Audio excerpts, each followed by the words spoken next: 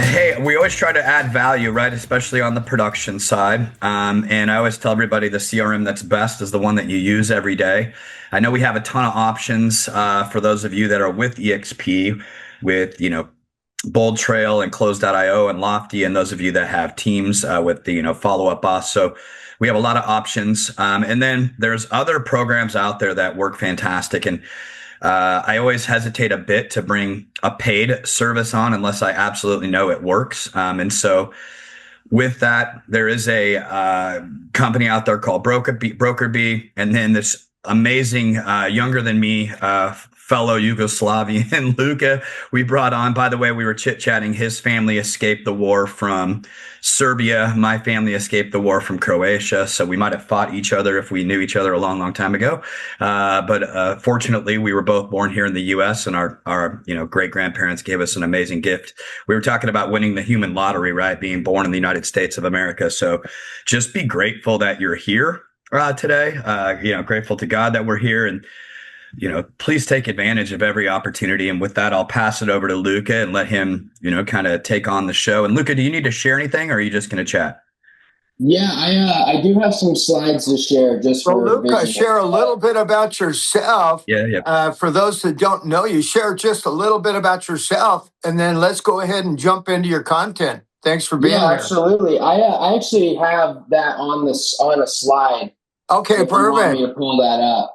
Can I just share screen or?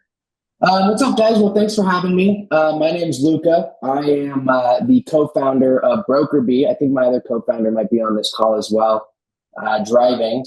But I'm super excited to be here today. We kind of have a very interesting intersection of the real estate space that we have become very well known with, and the experts have, and what we built our product around, which is the post-closing expert, kind of merged with technology and AI. And AI is kind of this big looming term that I think everyone's either scared of or really excited of, or really wants to start using, but might not really know how. And post-closing is kind of the spot in the real estate business where that's kind of like all the exciting stuff happens, get the lead, do the deal, close. And then now the post-closing follow-up is the next step that keeps growing a business, but that's one of the ones as agents, it's kind of the hardest to remember. So we saw that gap and we created BrokerBee to kind of fill that.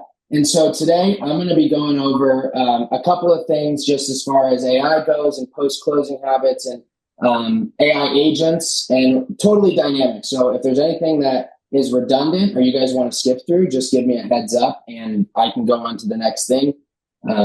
So just let me know where we're going too fast or too slow. A little bit about me.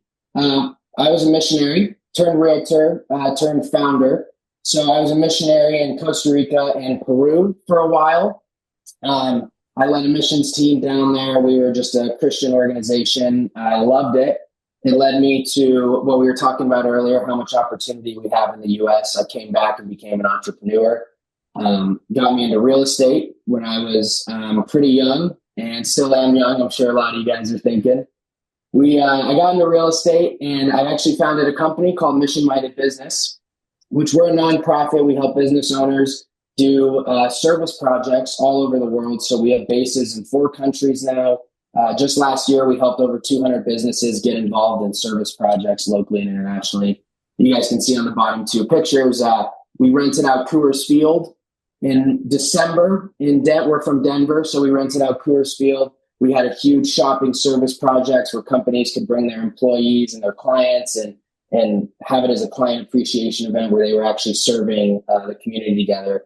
And then on the right, you see those are the homes we built. We were actually just building a house 2 weeks ago in Costa Rica with a school, not a business. But yeah, so that's Mission Minded Business. And that's a little bit about me. That's where I spent all my time, is either working on BrokerBee or Mission Minded Business.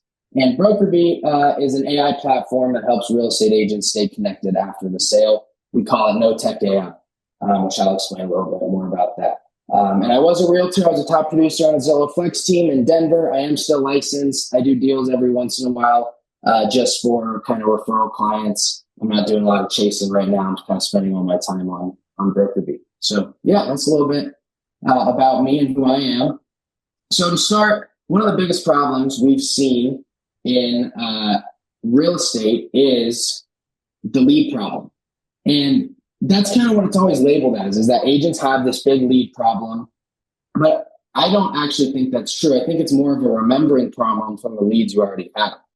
An interesting fact I was talking about with my co-founder Steve yesterday, $9 billion is spent out of the $90 billion in commissions from 2025 was spent on chasing new leads.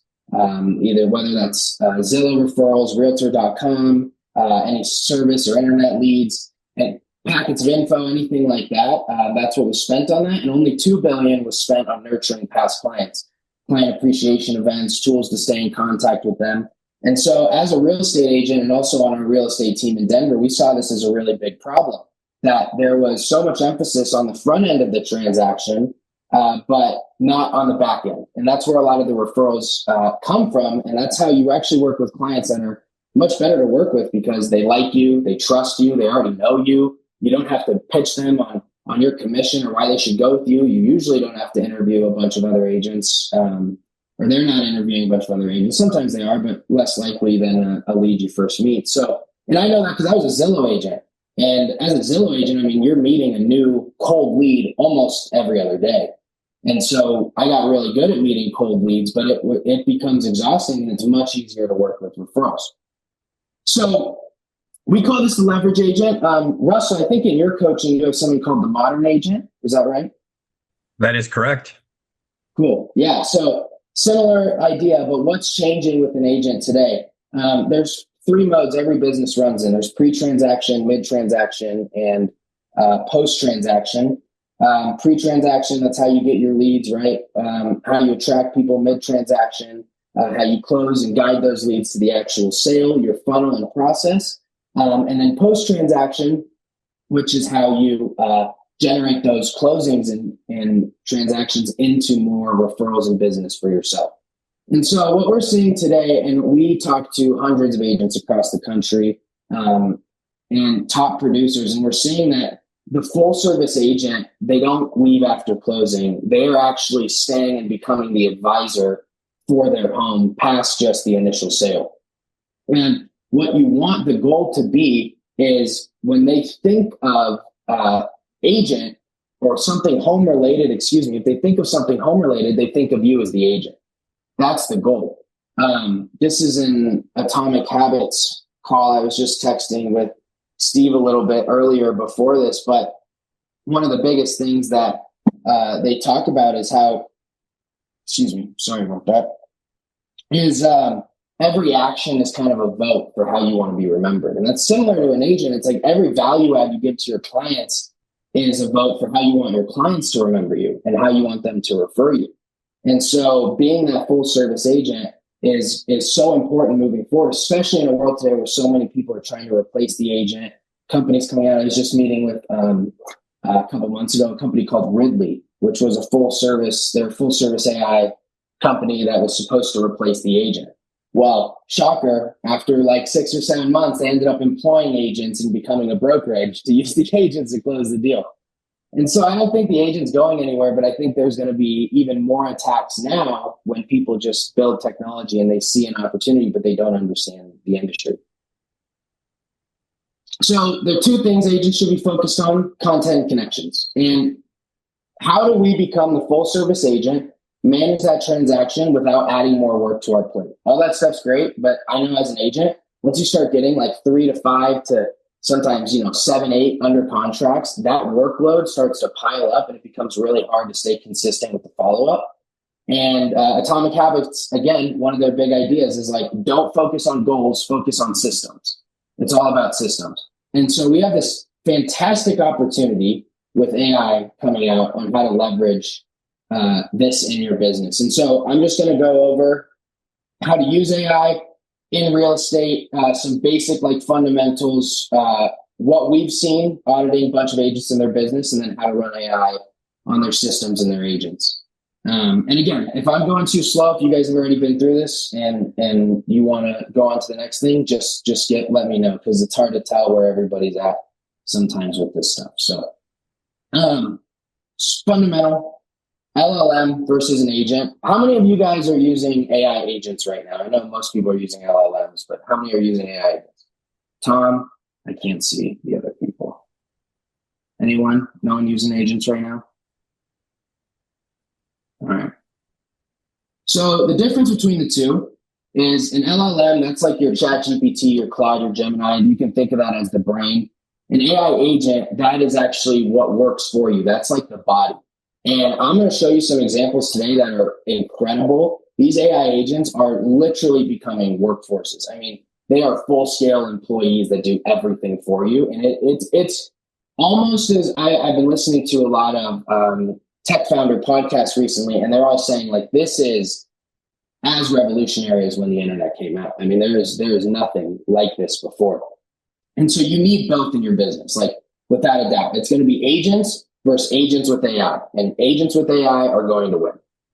There's just no the efficiency in the output is too good. And so first thing we got to talk about is how to get good outputs using AI. And so AI, it's really important to know, is ran off of context.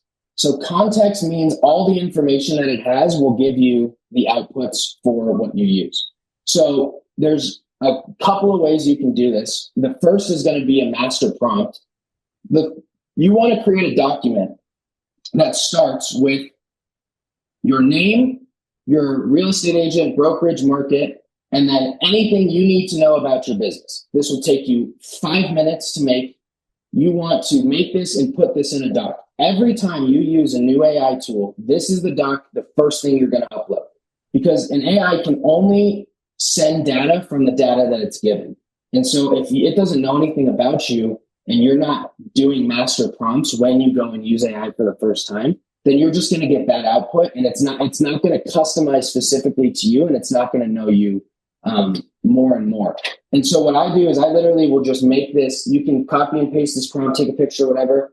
I'll literally just take this and I will put this into whatever you use, ChatGPT or Claude or Gemini, and just fill it out. Get a solid 2 paragraphs about you and your business, who you help, how you serve, what your volume was last year, what you want your volume to be this year.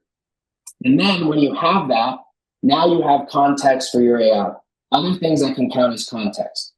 Any social media posts you have, scripting, any call scripts you have with clients to get to know your tone and your voice more. What else? You upload any PDFs or marketing data that you have on yourself, or any marketing you use. Anything that is about you, you need to be saving in a folder called AI Assets in your Google Drive. This is just a side note. You need to be saving in a folder called AI Assets in your Drive, and everything needs to live there, because when you go use a new tool or you're building a project, whatever it is, you need to put those in there so you get good output. Does that make sense? Is that helpful? It is. So once you have a master prompt, you need to understand the difference between push versus pull prompting as well. This is a total game changer when you're using just like a ChatGPT. So push prompting is when you are basically making the AI guess what you want. So you'll push, it's why it's called pushing, because you're pushing the AI forward. So if you go on there and just say, hey, I need you to create a business plan for me, I'm a realtor. Or you just go on and say, hey, I need you to create a listing. I need you to write an email for me, whatever the request is. You're pushing the AI to go and take liberties on your behalf and fill in those gaps, which is what we don't want to happen. On the opposite side of that is pull prompting. So this is when you want the AI to fill in those gaps and ask those questions from you. So the difference, a good way to think about it is like this. If you guys are familiar with Dan Martell, this is his example. Push prompting is where you ask for directions from your friend and you're like, how do I get to your house? And they're like, well, I'll take a right at the church and go 2 blocks and then turn left and you'll see a cat in the front yard, and that's when you know to go back, right? That's kind of like push prompting. Pull prompting is putting in an address on your maps and getting the exact location and directions to go. Your output from your AI will be significantly better when you start using this. So this is just classic AI hygiene tips. You want to, there's a couple of elements to this. State your occupation, what the reason is. You want who the AI to be like. Top producing real estate coach. You want it to be the tone and the way that it comes out. blunt and honest. I like to say that for business plans because sometimes AI could be like, tell me I'm the greatest person in the world, and it turns out that's just not true, and I believe it. So yeah, I like to tell don't lie to me. Be short and to the point. And then I want it. This is the most important part. I want it to ask me the clarifying questions it needs to get me to where I want to go. And then the last part, exactly what I want it to do. Build me a personalized plan. Build me a personalized plan to get to 30 transactions this year. So it's context, role, and then the poll is where I'm saying, ask me the questions that you need to effectively do this. And this is exactly what I want the output to be. And it will change. So if you guys like take a picture of that, try it out. It's going to change everything. So now that that's kind of like AI hygiene and automation, before we automate anything and implement agents, we have to know what the workflows are. Workflows is a very fancy word, as we all know. Every time there's a new tech revolution, all these nerds come up with super fancy words for everything. And workflows basically just means what you do every day. That's all it means. You can't automate anything unless you know your workflows. This is becoming more and more obvious because you can't actually know what you're supposed to automate. Like, I'll show you some examples today on ways you can use AI agents and stuff, but it's your business. It's personal to you. And that's the best part about this new technology is it's 100% customizable. And in order for it to be customizable, you have to know exactly what you're doing every day. And again, you can't automate what you don't know how to automate. And so the 1% principle, right? We don't need to automate our entire business overnight, but if we can do 1% every day, a little bit compounding on itself, one task at a time, now we start to, in 1 year, 2 years, we start to see our business is 100x more leverage than it was before.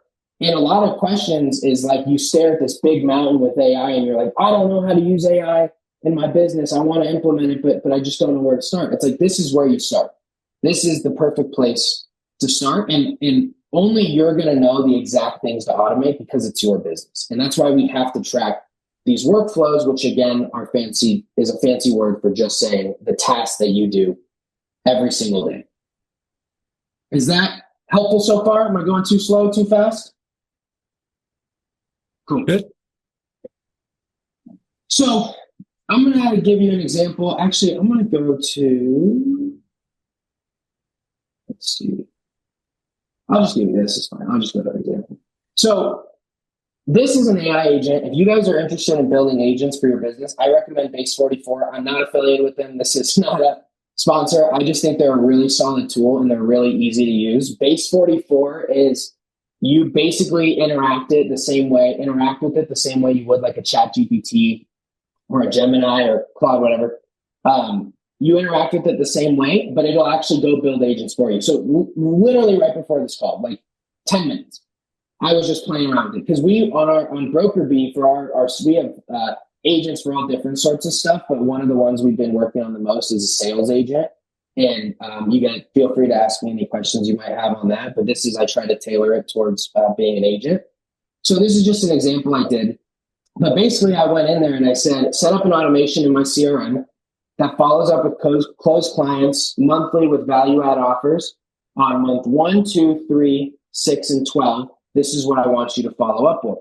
Now, the setup is a little bit more technical, but what I went out and built was I did it with mock contacts and addresses in Denver. It pulled an actual Zestimate for every style for equity report for every address I put in there.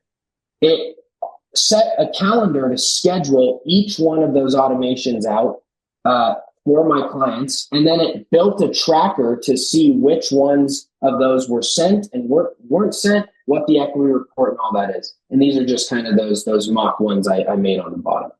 And that did that in probably 10 minutes. And it works. I didn't have time to run it to test it, but I do this almost every day with our sales agent. It will literally write custom emails for people and send them on my behalf. It will recognize my tone and style. It'll collect data. I did this I'll show you an example. One I did actually run for this class just to show you guys. So you can see this is the tracker it made.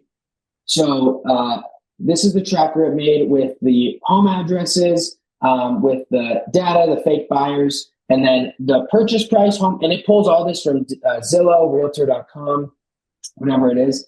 And so it has the info to be able to generate those reports. Here's just a screenshot. My agent who runs all the other agents, his name's Mortius.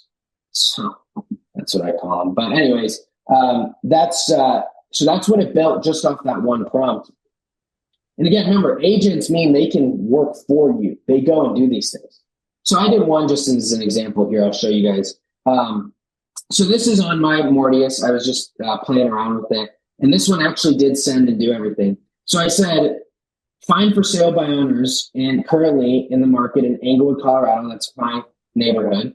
For each property, write a brief description using publicly available data, then draft 5 personalized cold emails to that for sale by owner with the following structure, where there's the tone. With the simple CTA, can I swing by this week and chat about it? And then draft those emails and send it to me to Slack for review. So this is live. It going through. So it created the active FSBOs. You can see each step that it made. Oh, is that not saying? So it made the steps.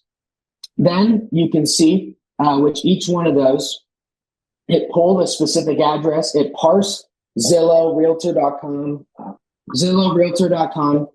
pulled the information. And that's important when you're doing this stuff. You want it to build kind of a bio on whatever you're doing. So it will send out to that bio, scrape that info from those homes, and then send that summary for those 5 active for sale by owners in my area with those mock emails that's personalized to each for sale by owner.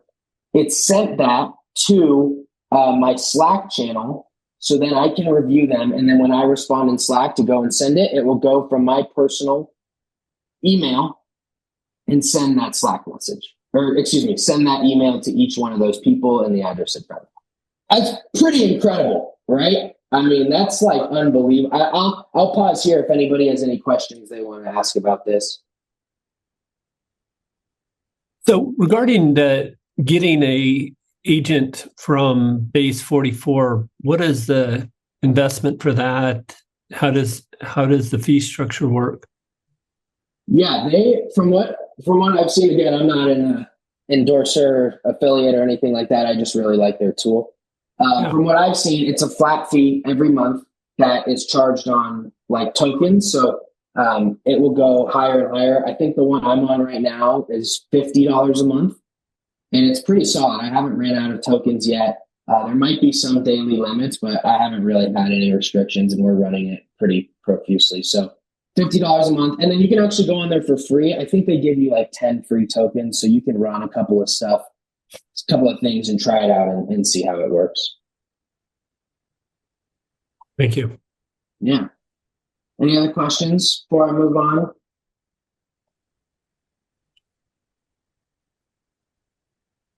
Hey, are you able, Luka, to get it to integrate with your CRM too? Yeah, so our CRM is Go High Level, and so it works. I was checking earlier with FUB, since they're open API, you can integrate with that.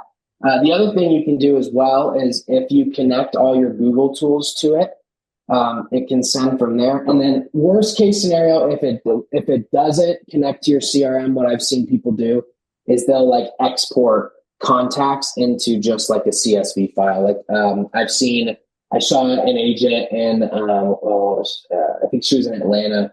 She took her CRM, exported her closed clients into a CSV, and then put that CSV to her agents. And part of her post-closing workflow, she would just update that and then update the agent. And then that follow-up cadence would start for her automated outreach.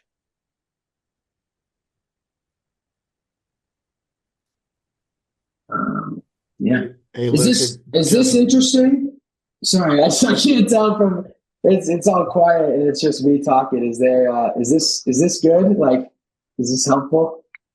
Yeah, absolutely. I think what we need to learn as agents is all the different ways we can use agent AIs in our business. And, that's part of the purpose of us coming together is, when somebody finds a use case, like in this case, you're going after for sale by owners with the agent, that can be valuable. And, the the more that we can apply this to gain leverage in our business, where, there's kind of a ceiling for us in terms of number of transactions individually. If we could raise that ceiling by using agentic AI tools, that'd be amazing. Totally. Yeah, and I'll show you right after this why automating those workflows is so important, because then you actually can see where those bottlenecks are and where you can apply that agentic AI in your business. Because some agents only do listings. Their business is 80% listings, and so for them to go out and me to show you how to build,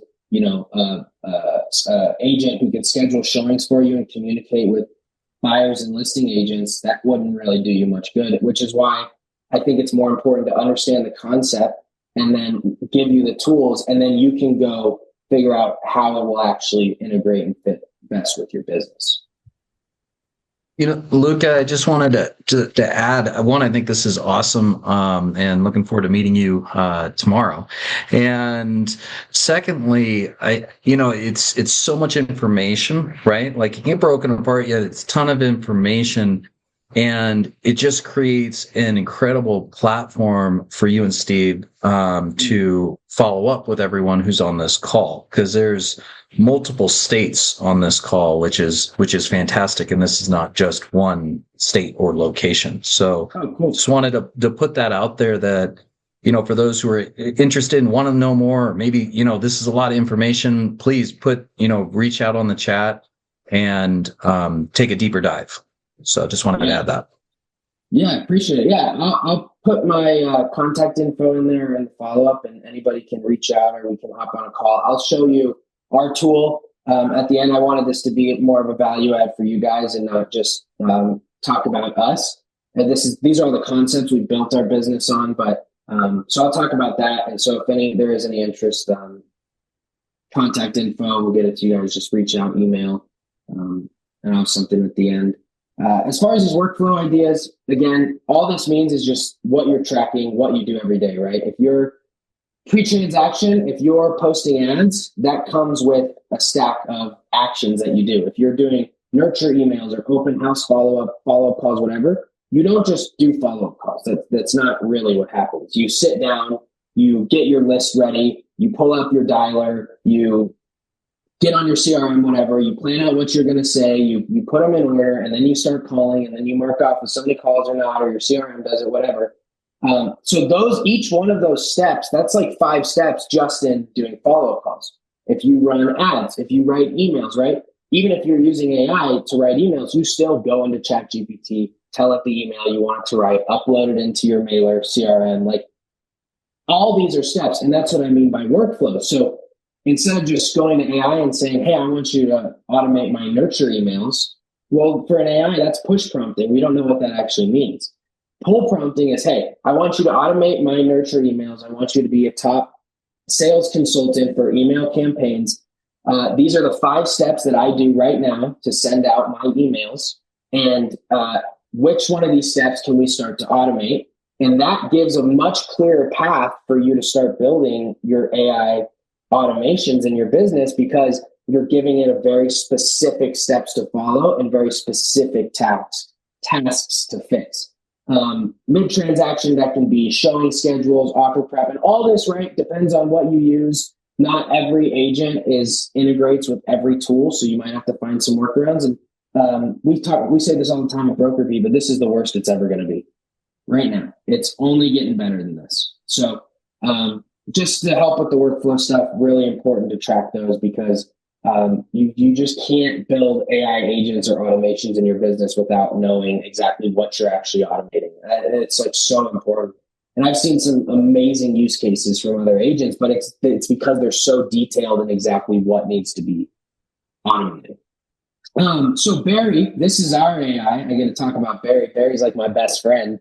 He's our AI at Broker Bee. So how our AI runs, we run our AI through post-closing workflows. So one of the main ones that we help agents automate is basically when clients reach out and ask for help after the sale. So our big thing is there's no tech, which is why we call it no tech AI. There's nothing that you have to do as an agent other than just download an app. Our brand doesn't go anywhere, and it's quick responsive. So just to show you as an example, I won't do a demo call today, but you can see here on the right. So our AI is literally ran on just a phone number. So we train that AI, Barry, on your preferred vendors, which I know you guys work with Pro Insight, and you guys all have preferred vendor lists.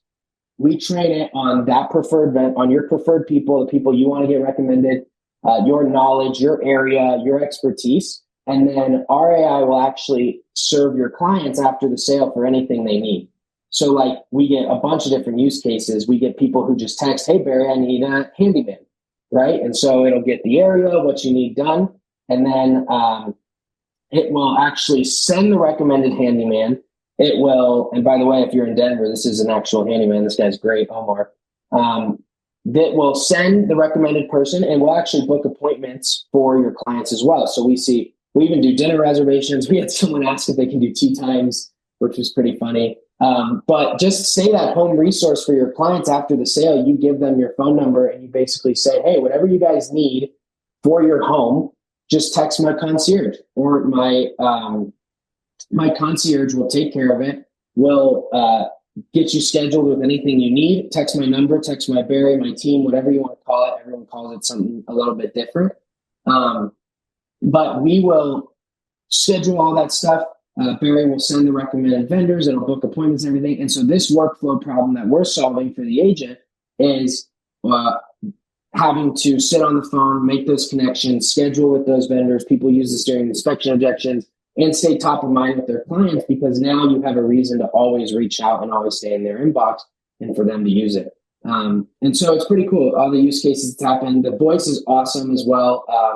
If you guys are interested in trying it out or learning more or anything, we'll have more stuff. But that's what we have tried to solve this with. Do you guys have any questions on Broker B before I move on, or how we do it?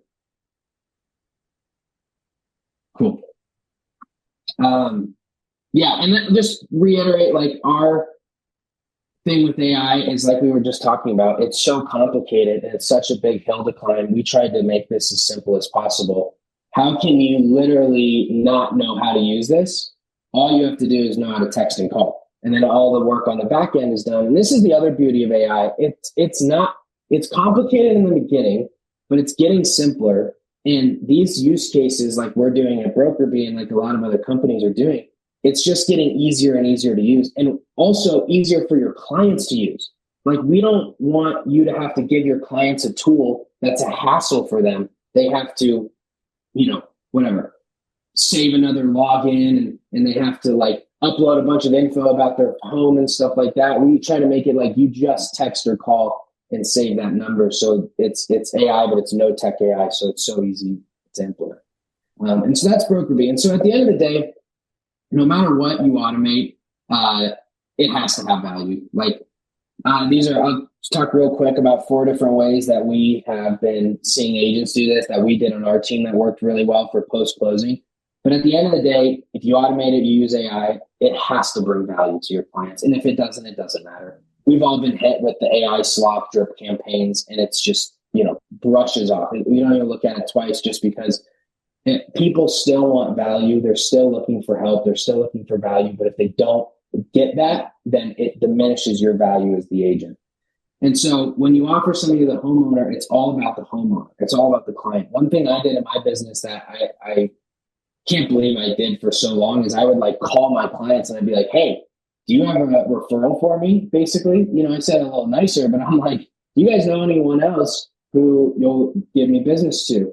And I said it a little harshly, and I know that's how we're trained by like Brian Buffini and a lot of the older models. They train you to like call your agent or call your clients and like ask directly for a referral multiple times, which can work, I guess. But I always felt like it was an awkward conversation for me. And so instead, when I would just stay top of mind with them by providing value every time, those referrals would always come, and they would call me for the referral, which was such a better conversation for me than it was as going and calling them and like just staring at the phone for 10 seconds and being like, all right, now I'm going to do it. Now I'm going to call them and ask them. And instead they were excited to send me business because they knew I was good at my job and they knew I'd offer that same value. So a couple of examples of what we do.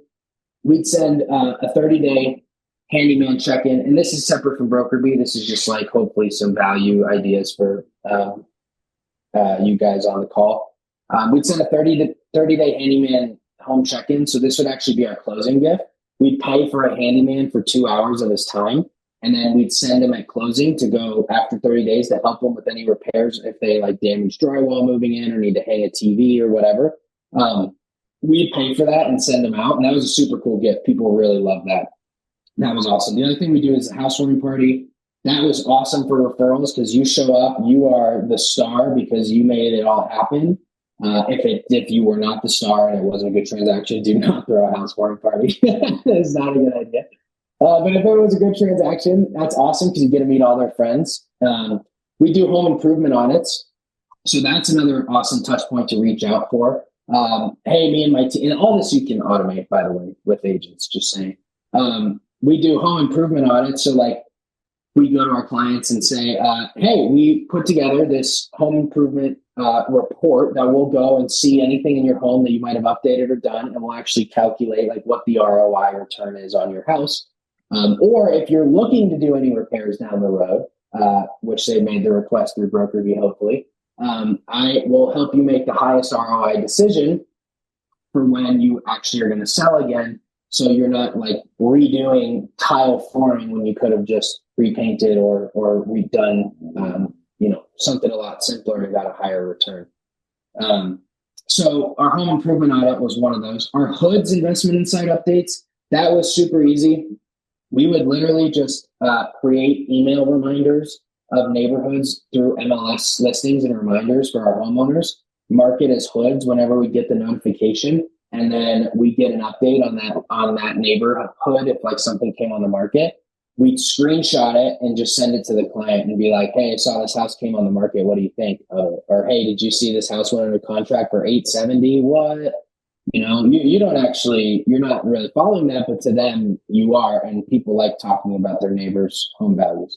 And then the seasonal value touches. This wasn't really my thing. We have agents. One agent lady, she's in Atlanta. She crushes. She did like 50 million last year.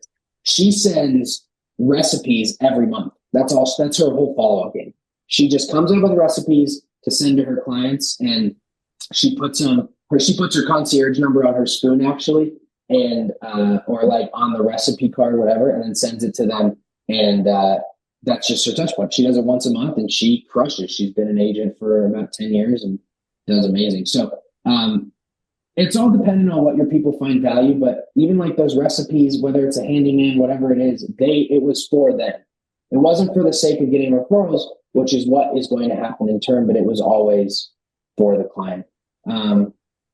So yeah, with all that being said, that's about everything I got. Just track everything. Like that's my biggest advice. If you're scaling this AI mountain and you want to implement it, start tracking, like start documenting those workflows. It's going to make your life so much easier. Start building those master prompts in that context so you can efficiently use your AI and train it really well. And then if you're using more tools, you can just upload that and get your stuff, the outputs you want, and not get AI slop. But if you track those workflows, it's going to help you so much to start automating a little bit every single week. You'll see what you need to automate, what the bottlenecks in your business are, and all that stuff. And then if you're interested, this is a QR code. We have a post-closing playbook. It's totally free. It has some of the stuff that we just talked about with the handyman check-in and some other ideas.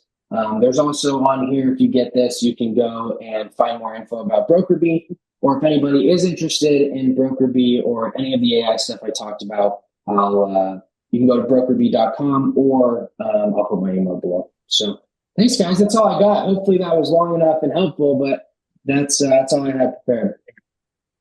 Awesome. Well, thank you so much, Luka, Russell. Thanks, y'all, for joining us. Well, as I always say, now you got your inspiration, time to put in the perspiration. Thank you guys so much. Have a great week.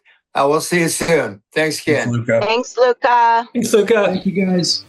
Thank you. Thanks, Luka. Have a great day. You as well.